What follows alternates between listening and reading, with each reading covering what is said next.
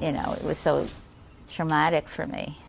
Now to a scary story you'll only see on Local 10 News about a woman who didn't think twice about saving her beloved dog from the jaws of an alligator. She was out for an evening walk when that gator suddenly came out of a lake and snatched her precious pup. Local 10's Sanella Sabovic is live in Boca Raton to tell us what happened next. Sanella.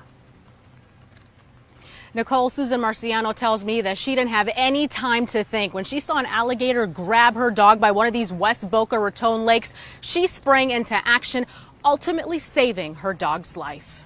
I still see it so clearly. The shape of that alligator under the water, it was so unmistakable. A horrific memory is forever etched in 74-year-old Susan Marciano's mind. She recalls a day her 11-year-old golden retriever mix Nalu was attacked by an alligator. It was a walk she and her two dogs would go on daily at Bert Aronson South County Regional Park in West Boca Raton. I have been walking there for 8 years and never ever seen even a fish in that lake. On August 24th, the seemingly normal walk at the park would go horribly wrong. Nalu, who loves the water, was unleashed at the edge of a lake.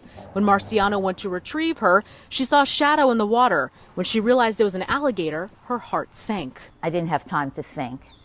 At that point, the alligator turned his head and grabbed the dog.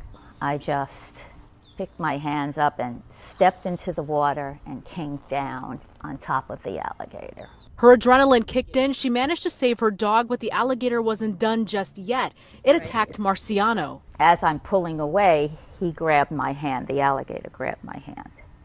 And I just kept pulling, and he let go. Marciano had a puncture wound on her palm. She received 6 stitches. Nalu had several puncture wounds under her belly. She needed to have all of her wounds flushed and drained and also underwent 2 hours of surgery. You okay? Thankfully, she's fine now and is still recovering. Marciano says it's a miracle they are both alive. If I hadn't done what I did, I would have lost her, and that would have been even more horrific for me.